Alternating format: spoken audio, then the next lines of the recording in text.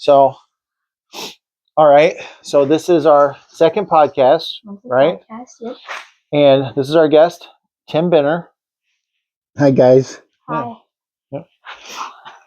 Now, Tim, could you tell us a little bit about your education, your farming history, Okay. and how you got to the point where you're at right now, where you operate your tractor repair business? Yep.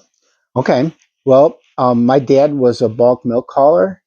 And so when I was real little, I went to work with him, just to ride along and to help a little bit. And so I was around a lot of farms, a lot of different farms in Sandusky, Seneca counties, local counties here in northern Ohio. And I think that probably had an impression on me. And I really loved agriculture, and I still do, always have, right up to today. So, but in high school, I was in FFA, plus took college preparation courses, and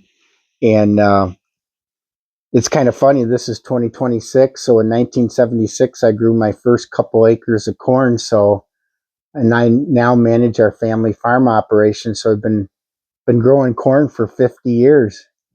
So, and soybeans, and in probably in the last 10 or 15 years, we've incorporated wheat into our operation too.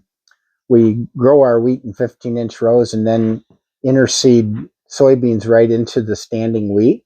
It's not a double crop that way. It's actually an interseeded crop. So our beans are planted earlier, and so we do that too. We don't do that every year, but I work it into the rotation. So, and pay attention to the marketplace to kind of help decide if the economics are good for it and that kind of thing. So, but as far as my education, I went to the Ohio State University, and I was there when they added the. So, so I have a bachelor's degree in agronomy, which is crop science. I majored in that at Ohio State. And then after I decided to go into industry, and I farmed my way through college. I took 6 years to get my bachelor's degree. So, and then I decided that I was going to work in industry. And so I got a job working for Union Carbide Ag Products Company, and I was based out of managing Wisconsin for them. And I decided they had a program where you could work for the company and they would help cover financially working on a graduate degree. And so I got accepted into that program, and I did a master's in business at the University of Wisconsin. So I have my master's, an MBA in management out of the University of Wisconsin. So that's my education. And I worked mostly in the ag pesticide industry, but I also worked for Case IH for a few years as a global product manager. So yeah, and you were talking earlier about how you kind of created the AFS. Yeah, I'm the guy that came up with the AFS, stands for Advanced Farming System. Yep. And they've evolved quite a few different products out of that, and now that system is across the product line. And while I was there, we added Concord business to Case, and we added DMI, which is the blue big tillage equipment. And we added wagons.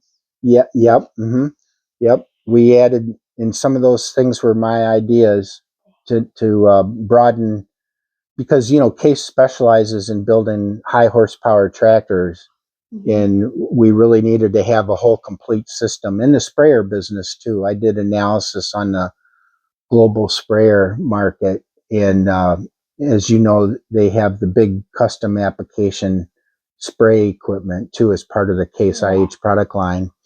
But but I'm also a fan of kind of all brands of tractors. Yeah. I'm kind of a tractor nut. That's kind of me too. So, and I completed a little mini collection of John Deere utility tractors from the 1975 era. Yeah. Yeah, I showed my 830, my 1530, Your 2030, 2030, 26, and the 30. 2630. Yep. And they all, you got to see how they all kind of match each other. Yeah, the way I have them equipped. They look similar.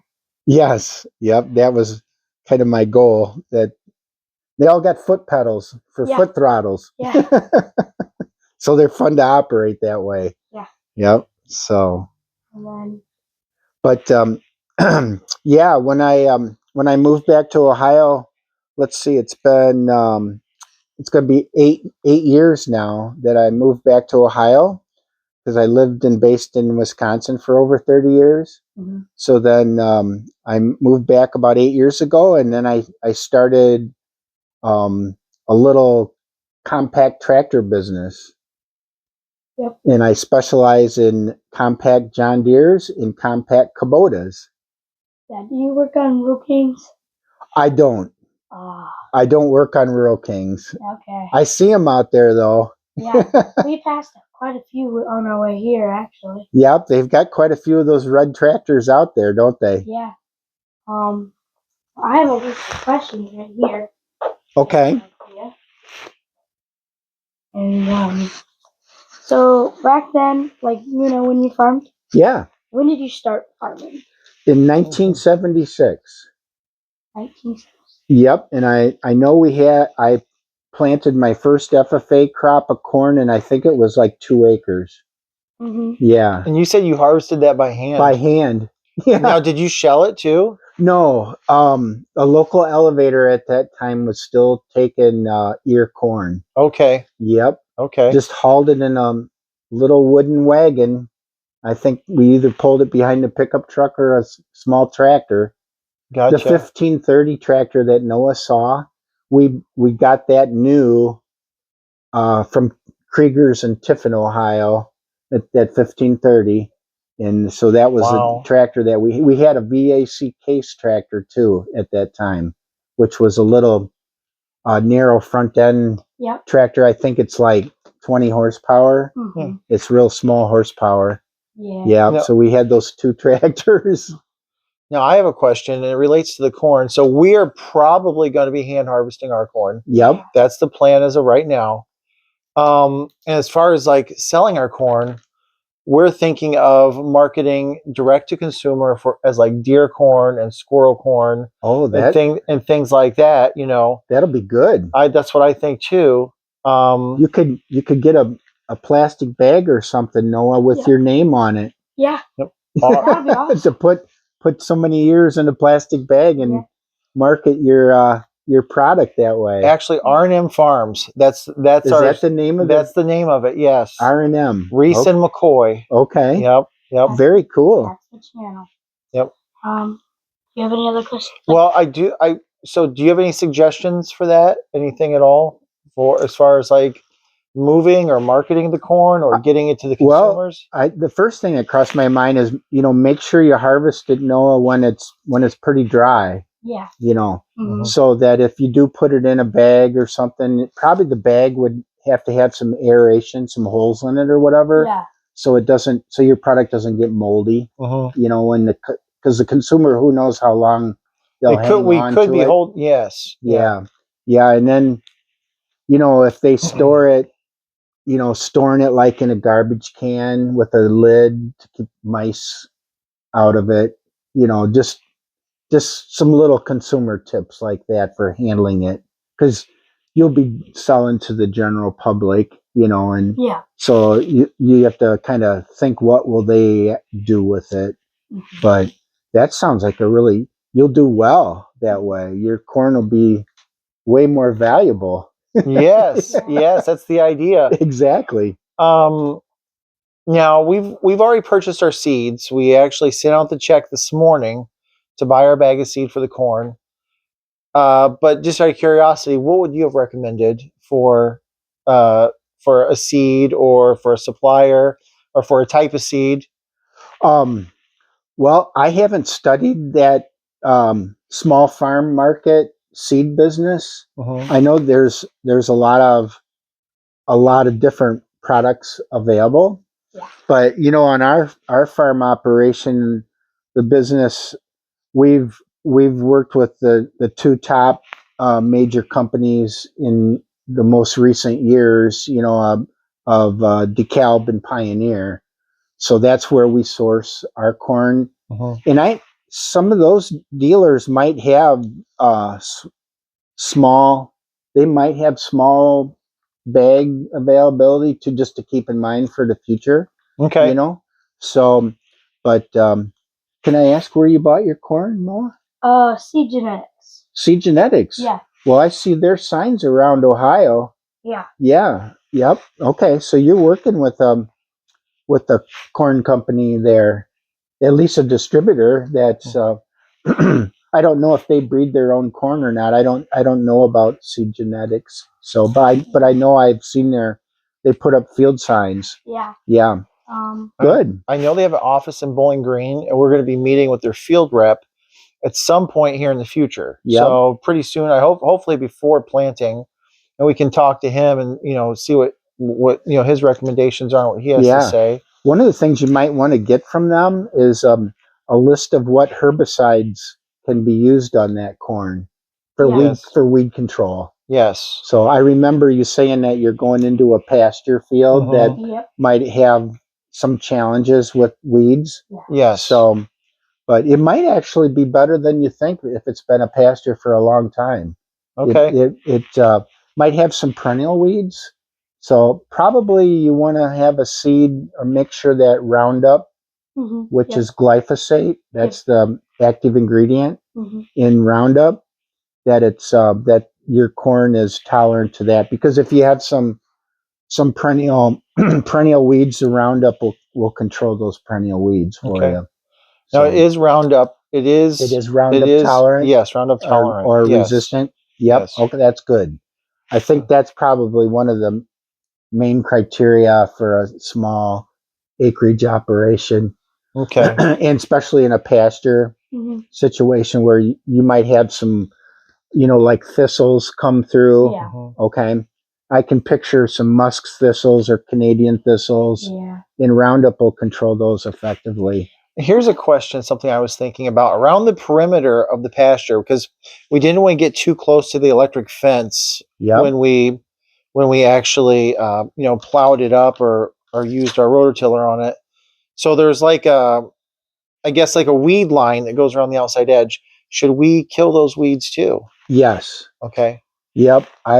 Whatever you can reach easily with hand sprayers, or if you got a sprayer that you put on the back of a tractor, weed control is really important. And remember that weeds on the perimeter are making seed that will possibly blow into your field and continue to challenge you for many years. So that's one of the highest priorities in our farm land. Weed control. Weed control all the time. Yep. Yeah, it's mowing and spraying corners, just keeping weeds under control, because there's some weed species that are becoming really resistant to the herbicides that we have. So we really want to stay on top of that. So Okay. yeah. Okay. This might be a tough question for you. Okay. What's your favorite tractor? My favorite tractor? That is a tough question. Well, first I'd say I really love all tractors. Yeah. Yeah. I've spent most of my time, probably most of my operating hours are on a 806. Oh, okay. Yeah. Yep. The Farmall McCormick 806. Yep. So that's one of my favorites. And otherwise, I really like, Noah, you got to see my collection of my 30 series John Deere utility tractors. Yeah. And I like them a lot too. So I spent a lot of time planting with one of those. So I'm partial to green and red. Yeah. But I also have, as you know, with my little tractor business, I also really like the subcompact and compact Kubotas because they are a great product. Yeah. So We have two of them at our Christmas tree farm. 2 Kubotas? Yeah. Oh wow. 2 Kubota tractors, and then we have a Kubota RTV. Yep. So you got the utility vehicle for all your special needs then, huh? Yeah, so I'm pretty comfortable around Kubota. Yeah. Well, I think that's an excellent brand. Yeah. So, yep. Now, I have a question. When it comes to durability, longevity, just general toughness, what tractor would you recommend when you're Well, talking about a indestructible workhorse? well, for my little tractor business, I really like that's why I picked the John Deere subcompact and compacts and the Kubota subcompact and compact tractors. Those two brands have, I think, the best reliability and durability. They have a really good dealer network, parts availability. Yeah. So those are, um, I think they're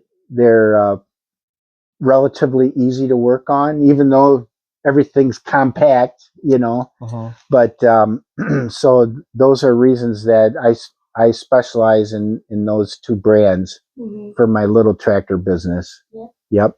So every little tractor that I buy and sell first has to go through my farm shop and get totally checked over, and I only use original parts from those companies. No third party parts, and I only use the lubrication, the fluids and filters and that from either Kubota for a Kubota or John Deere for a John Deere. Really? Yeah, yeah. No third party fluids or parts. Okay. White gloves all the way. Okay. Yeah. When did you start this tractor shop here? Oh gosh, my shop. I think I converted. This was an old church, and I think I converted it in 1981. Yep. So that's when I was like a freshman in college. Yeah. When I was a freshman and sophomore in college is what I remember. Dang.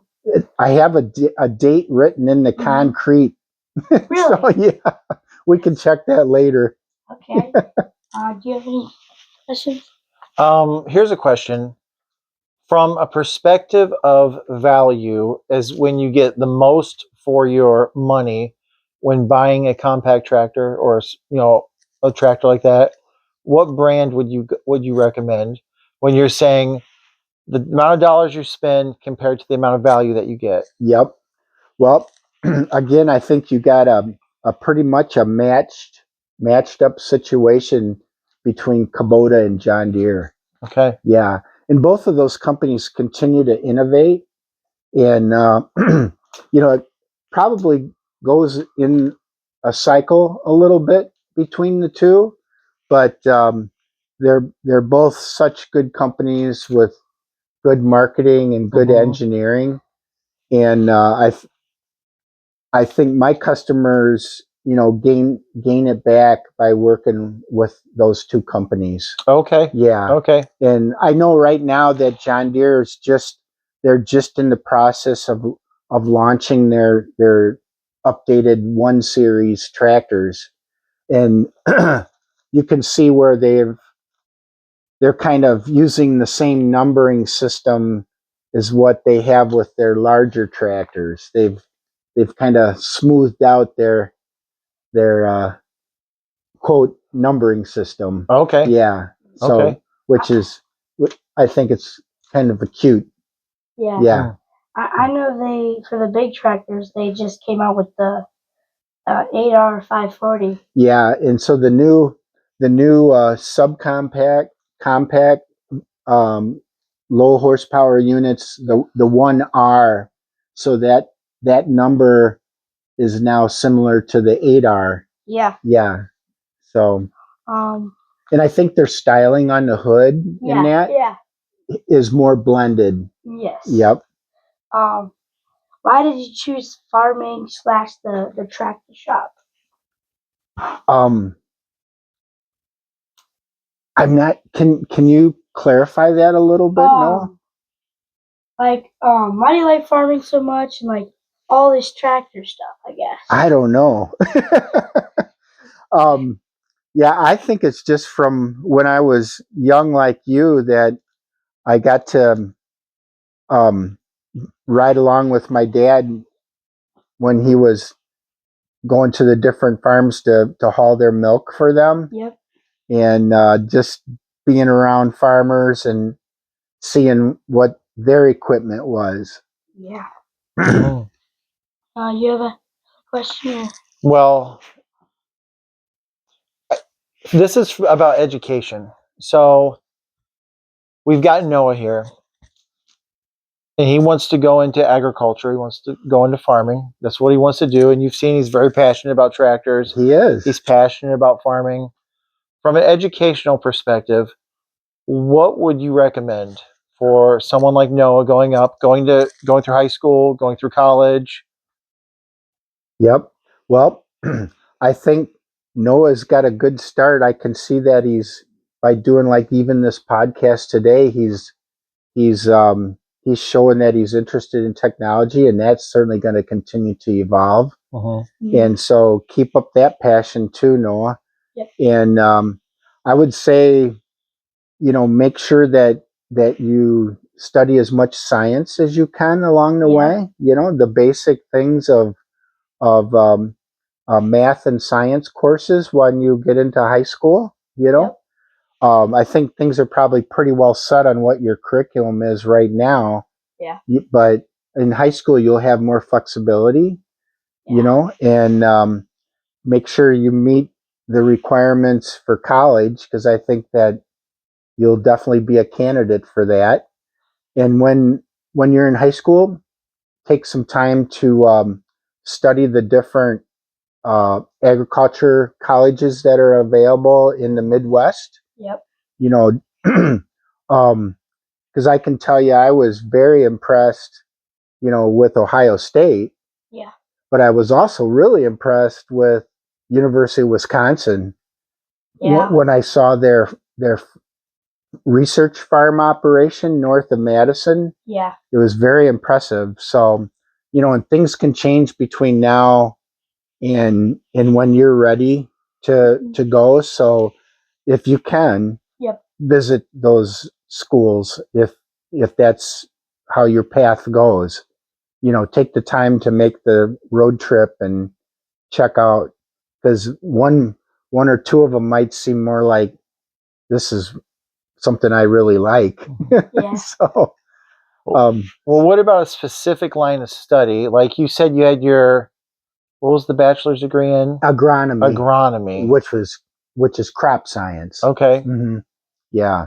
So I started thinking that I was going to go into ag engineering. So I started taking some engineering courses, and um, I just I felt that wasn't just my cup of tea, but I still had fun with those courses. So in my agronomy program, it had enough flexibility that I took several ag mechanization courses at Ohio State. So those were courses that were not quite as intensive as the engineering program. So even though I took my engineering graphics and had that out of the way, and um,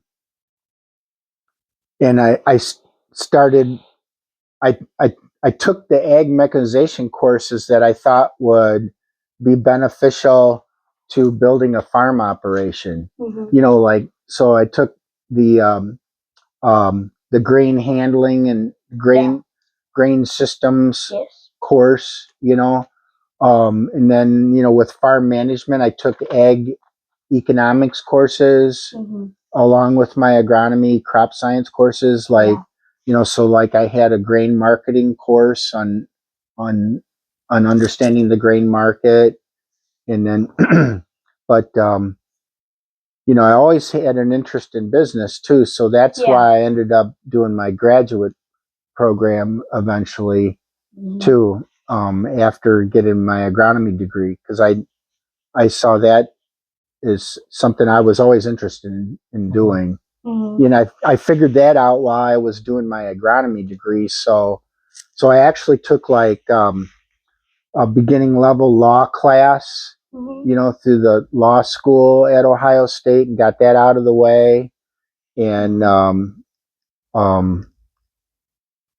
just I was always thinking about what are some of the prerequisite courses that would be valuable. So, but that was the beauty of my agronomy program, is that there was enough flexibility that I could, but I also went an extra quarter so that I picked up some courses that I really wanted, like like um, plant diseases. I picked up a pathology course, Mm-hmm. Microclimate course, you know, things that were I didn't have to have, but that I still wanted to get, Mm-hmm. you know. So, um, Yeah, and Tim, I think you hit on something really important there. You weren't just going to college to complete your degree requirements. You were going there for an education. yeah, Yeah, absolutely, yeah. yeah, because I was paying for it myself, and I saw it as, you know, this is how this is going to be an advantage for me Mm-hmm. to building a business or running a business, Yes. or even, you know, working for some company, Mm-hmm. you know. So Mm-hmm. it was all value added, you know. Yeah, I Yep. see Yep, that. yep. Well, one more thing. Would you say that a good farmer also has to be a good businessman? Oh, absolutely. I think Yeah. every farmer is his own CEO. Yeah, absolutely. Yep, I see that. yep. What's the biggest tractor you've ever worked on? Well, the biggest tractor that I've drove was the it's slipping my mind. It was the big four-wheel drive, the biggest four-wheel drive tractor that Case made in 1995. Really? Yeah, The Steigers? it was one of the Steigers. Yes, but it was red. Yeah, You know, yeah. because we Case. it carried the Steiger name, but it was Yeah. Case. painted and decaled for Case IH. Yeah. Yeah, yep. Um. What do It you had think? triples on it. Really? Yeah, Had triples? triples, and I drove it right through Fargo, North Dakota, downtown. Dang. Isn't that crazy? Yeah. It'd be like driving a tank. We were Yeah. driving it from a setup location to the university where we were having a national dealer meeting. Actually, it might have been like North America dealer meeting, I think. So all the dealers were brought in for training. Mm-hmm. You know, once a year, I believe it was like a national internal training and conference. Mm-hmm. Yeah. So we had to set up the big equipment to bring it to the university, into their arena there for North Dakota State University. Yep. And so I drove that tractor uh, through the downtown area to get it there. Beep beep. What do you think about the RK-37? The RK-37? Yeah, the one that the Rule King. Oh, yeah, yeah. I think that's a good tractor. I don't know a lot about it. I just know that it's out there. Mm-hmm. I never drove one and haven't really studied it. You know, come over to our house. There you go. Yeah. I'll have to take you up on your invitation. Okay, we'll find a time. Yeah. Yeah. You have a question? Well, I do want to say a couple of things I like about the Rural King tractor is that it does have an enclosed cab and it has air conditioning. Oh, nice. It has air conditioning and it's a tractor. Yeah. And it's got a heater. Yep. And it's a tractor. And it's got a radio. So in some ways it's almost kind of like driving a car, and like they have those like comfort features, you know what I mean? Yes. Is it hydrostatic? It's shuttle shift. Shuttle shift. It's a shuttle shift. Yeah. Right here? Yep. Okay. So, and it's a fun tractor, I think. Now, what I'm going to be curious about to see is, you know, how durable is it going to be? How long is it going to last? How much use are we going to be able to get out of it before we have a major repair on it? Yep. So, and fingers crossed, hopefully a long time. Yep. Yeah. Well, the key to long time usage is good maintenance. Yes. Yep. And you said earlier you would recommend like oil change every 100 hours, change the hydraulic fluids maybe every 300 hours. Um, any other tips for the maintenance on that tractor? Well, it's a diesel, so buy your fuel from a good source. Some place that's going through a lot of diesel fuel. Okay. Yep. So it's always fresh. Probably. I'd say probably they're so efficient. That's a 3-cylinder diesel, I believe. Right? Yes. Yep. So it's a highly efficient engine. Probably don't buy more than 5 gallons at a time. I like to buy mine in a 2-gallon container because 5 gallons is so heavy to lift. Yeah. But and definitely, so good fuel. Change the air filter regularly. Yep, keep it clean. The air filter is critical because a diesel engine uses a lot of air. Make sure you do your engine oil changes and Yes. Check the oil every time you use it. yeah, You use it. exactly. Yep. So the oil changes and air filters are really mission critical. Okay. Yeah. So, and I think that'll give you good long life. Okay. So, Good. yep. Excellent. Yep. One last question. Sure. Do you have any tips for us? Just general tips For the garden? for the farming, tractor, whatever. Yeah. Try to, and I think you'll do this kind of automatically, Noah, but kind of stay up to date on what's the latest technology. I like the idea that you're meeting with your seed person. Yep. Yep. So you'll quiz them down on what all you can use on their product and ask them the same question. Keep tapping into the knowledge of who you're doing business with. Yeah. So, and then make your own decision in the end. Yeah. And ask good hard questions. Okay. So that you can make a good decision. Okay. Yeah. Do you have any more questions? We're going to be, well, no questions, but we're going to get the next step is we get our soil tested, right? Yeah. Oh, that's excellent. We're going to do that. Yep. I do that every fall. Really? So yeah, you should do it year. yeah, but not, and I'm selective. Try to make sure that I got a fresh battery of samples like every 3 or 4 years. But and then I'm always watching as an agronomist, watching for spots that one of the things I try to do is to ride in the combine so that I can see what kind of variability is going on with performance out in the field. Yep. And if I might see something, so I'll come back to those spots maybe and sample some of those areas separately. Okay. And a lot has to do with the different types of soil. There's hundreds of different types of soils. Yes. And so so sometimes I'll soil sample and make decisions, kind of based on soil type. So, and our farms are all subsurface tile drained. Yep. In this area is critical for high production. And I have all our farms I finished it up a year ago. All of our farms are subsurface tile drained by soil type. Really? By soil type. That's I've cool. varied the widths on the laterals based on the soil type. Dang. Yeah, so it's pretty specific. That's crazy.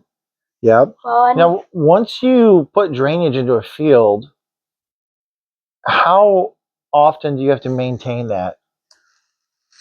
We have systems that when some of my systems, Steve, I have split old tile systems that my grandpa installed in World War II, 1945-ish time. Okay. And those systems are still functioning. They're still functioning. Yes. Okay. Yep. They're still running water. Okay. And That's so, crazy. yeah, so it was worthwhile, in my opinion, to maybe tile close to them, but not destroy them.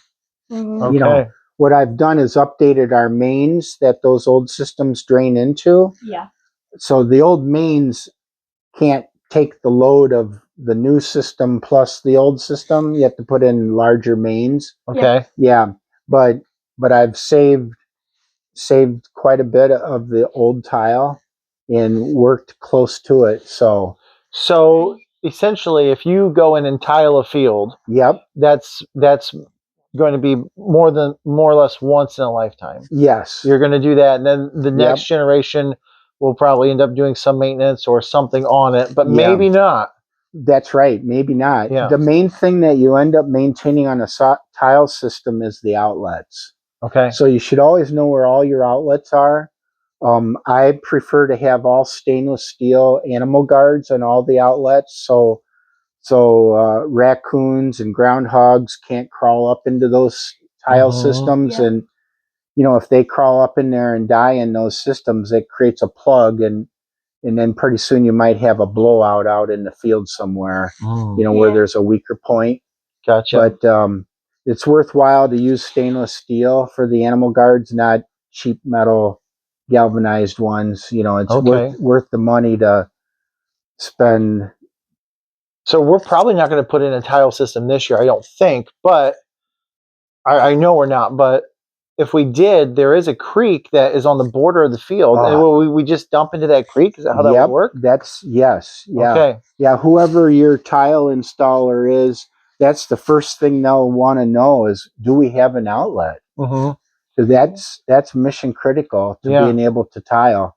Well, And if we you don't do, have a downward gravity outlet, systems can be put in where you drain to a sump pit and then put in a lift pump to take it out. to take it out to dump into a ditch Okay. that might be at a higher level.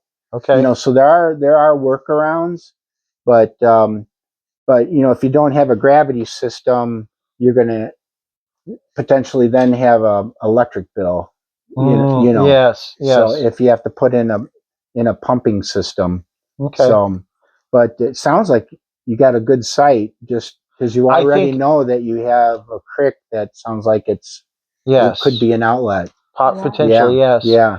And on a small acreage, you might work with your contractor way ahead of time so that they might be able to get to your plot of land sometime when they're close by with their equipment. That's always a challenge, is getting the contractor on in site. the area on site. Yes. Yeah, because moving the equipment is a huge expense for them. Yeah, and time consuming.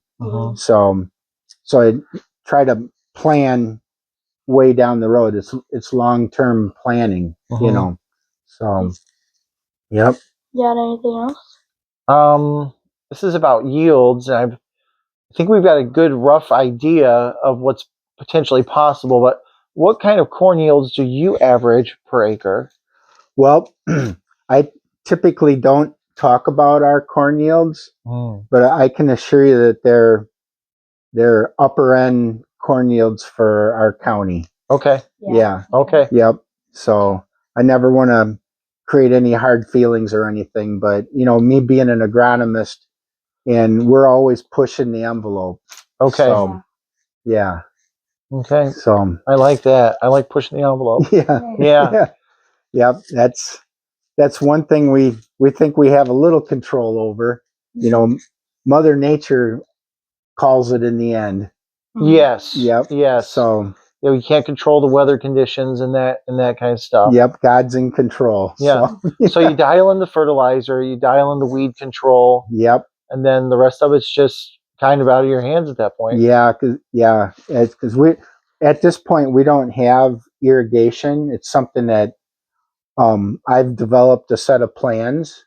Okay. And I'd love to do that sometime, but right now the economics are pretty tight on for us farmers. So, yes. But that's something that's always been in the back of my mind, and I do have blueprints developed for that. Okay. So, yeah, that's really cool. Yeah, I've spent time studying that too. So, because I've worked like out in Nebraska, and I consider those guys the best corn growers in the country. Yeah. So, especially the guys that irrigate, they got to be very knowledgeable. Now, what kind of a yield increase could you expect if you irrigated your field versus to not irrigate it? Yeah, you got to learn the timing, but I think 50 and over 100 and even possibly over 100 bushels per acre in many Really? cases. Wow. Yeah, it could be very significant. That's amazing. It is. It's amazing. Yeah. Yeah. Yep. But remember, it's going to cost you. Yes, there's always a cost. Yep. There's always a Yep. cost. And that So- cost is not cheap when you consider the investment in the equipment and electric bill for pumping that water, depending on how much pumping you got to do. Yeah. You know, And you've got to So- put your infrastructure in. You've got to drill the well and all that. it's huge expense. Are there EPA issues with that when you drill a well for farm field irrigation? I imagine some of that, Steve, is state by state. And that's something that you can start by in doing some investigation with the with your extension and your state specialists. A lot of times there's a state hydrology specialist that you can learn those things from. Okay. Yeah. Okay. And you got to have availability of water. Yeah. A pond. Well, it's not gonna be enough. Yeah, probably not a pond, Noah. Okay. Yep. Yep. We'll drain that pond so fast. It'd be a big pond. Yeah. Yeah. But you'd have to drill a well, and then the well would have to be able to provide so much flow, so many gallons per minute. That's right. You already have like the pot is where like if firemen come, they plug the hose in the thing and it pumps water out of the pond. Okay. Yeah. Yep. I don't know if that would. I know we wouldn't do it, but like, would we have to do anything else with that? Could we just use that? Pump water out? You'd probably have to have a deep well. Yeah. You got to have a really good well. The other option, if your well wasn't good enough, then you'd have to have a big holding tank. Oh gosh, yeah. It had to be a huge holding tank. Huge. Yeah. Yeah. It's an inch. An inch of water per acre. So this much water, Noah, over a whole acre, over 43,560 square feet, is almost 30,000 gallons of water. Wow. 1 inch. Oh my. So, and a lot of times us farmers are praying for an inch or two of rain from one rain. Yeah. And to think that's 30,000 gallons on 1 acre, on one acre. Yes. So, see what we're talking about? Yeah. Big tanks. So big tank underground. If you're irrigating, let's say if you have a well and you can get enough gallons per minute to feed your irrigation system, I mean, how often are you irrigating? And are you? It depends how often it rains. Okay. Yeah, that's right. So some years you might not be irrigating at all. That's right. Or you might be sneaking one in really timely at a critical growth stage during a clutch moment. Sure. Okay. Yeah, it's you're going to be watching the rain gauge. Okay. Yep. And you're going to be keeping track. Yeah. Yep. It's science. That's true. It is science. In Nebraska, they keep track by hundredths. Like, not tenths of an inch, but hundredths of an inch. Really? Yeah. A decimal zero. Yeah, 0.00. Yeah. Okay. So they keep it dialed in that tightly. That tight. Yep, because it costs so much to do it. Wow. Yep. That is scientific. It is. Yep. Yeah, they're not just throwing resources at it. That's why I say they're the best corn growers. Okay. Yep. Well, trying to think. No, are there any other questions that you can think of? I have no other questions. Yeah. Well, are you thinking you might want to take some pictures out? Oh yeah. Absolutely. Yes. Yeah, just so you have like a little library of whatever you might want to fit in here and there. That'll work. Okay. Yeah. All right. Well, hey, thank you so much, Tim. Oh yeah. I just want to say I really appreciate it. Oh yeah. No, it's fun. Mhm. Yeah. Thanks so much. I hope your technology's all working good. Yeah.